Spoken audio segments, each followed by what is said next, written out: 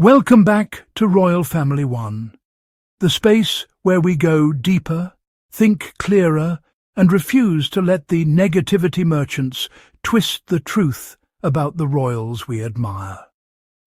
Today's story comes from Meghan's Netflix lifestyle, Special with Love, Meghan, the holiday episode that finally brought Prince Harry on screen in the most charming, funny, and completely misunderstood way possible. From the moment Harry walked into that kitchen, relaxed, smiling, and obviously excited to support his wife, you could almost hear the tabloids sharpening their knives. They had been waiting for any tiny moment they could twist, because that's the game.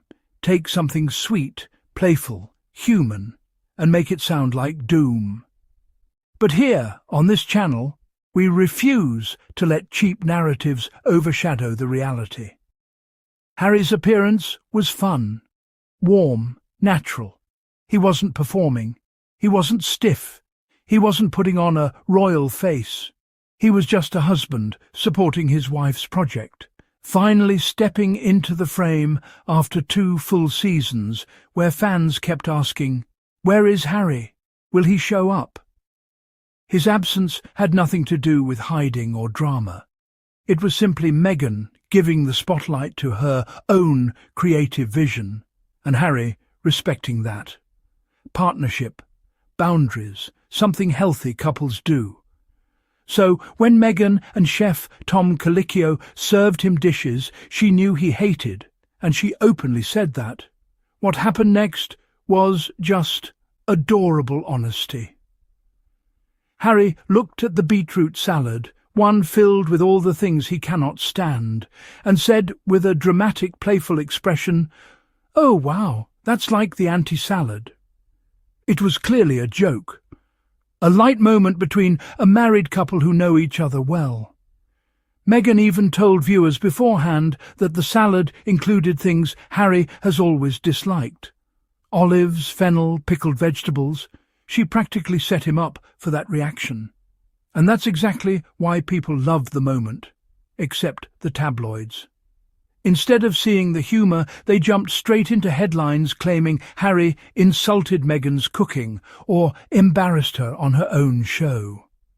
As usual, they completely ignored the context, the laughter, the flirting, the chemistry.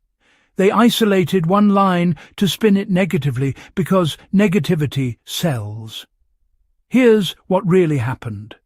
Harry joked, Meghan laughed, and the atmosphere remained loving.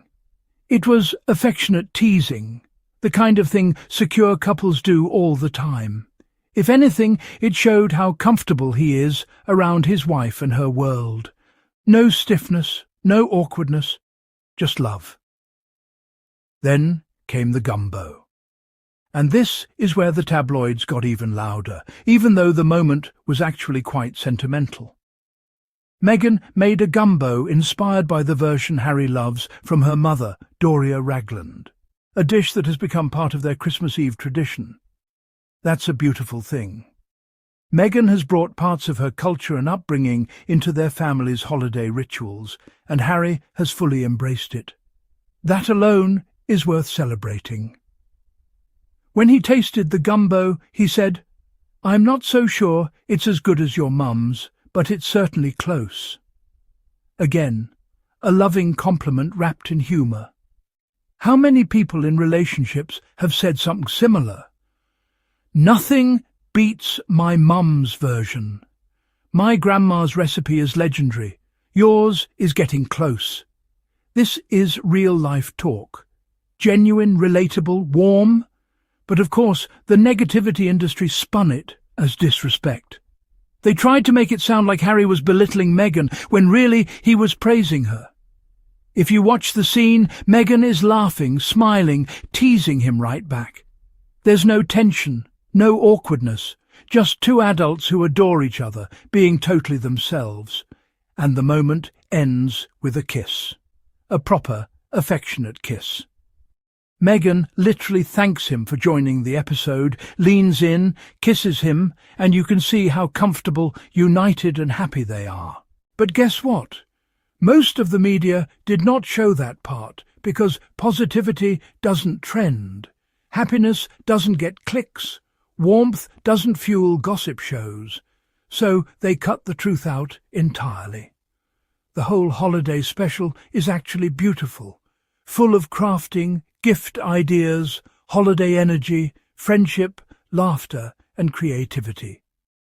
Naomi Osaka joined for a charming moment, decorating plates and mugs, and Meghan's close friends, Kelly McKee Zarfan and Lindsay Jill Roth, added a fun, cosy warmth with matching Christmas pyjamas, laughter, and handmade wreaths. Everything about the special is soft, family-oriented, uplifting. But instead of talking about that, critics zoomed in on Harry's jokes he was supposed to make. And that's the real issue here. There is a deliberate pattern of twisting anything related to Harry and Meghan into negativity. If they breathe, they get criticised. If they smile, it's fake. If they show affection, they're performing. If they create something, it's attention-seeking. It's exhausting. But even worse, it's dishonest. Here on Royal Family One, we call that out. We refuse to accept the noise. We choose clarity. And clarity tells us one thing. Harry and Meghan are a strong, loving couple who enjoy each other's company, laugh together, build together, and share deep family traditions. That holiday special showed that clearly. And while we defend Harry and Meghan, we also celebrate Prince William and Princess Kate without falling into the cheap trap of comparisons. Supporting one couple does not require tearing down the other. William has shown tremendous dignity in the face of relentless speculation and pressure. He works quietly, carries himself with grace, and continues fulfilling his role with honour.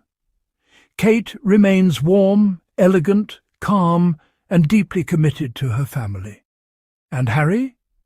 He shares that same protective instinct for his loved ones. These men have more in common than the tabloids want to admit. The idea that you must praise one brother and demonize the other is ridiculous and purely manufactured. That's why on this channel we uplift all of them.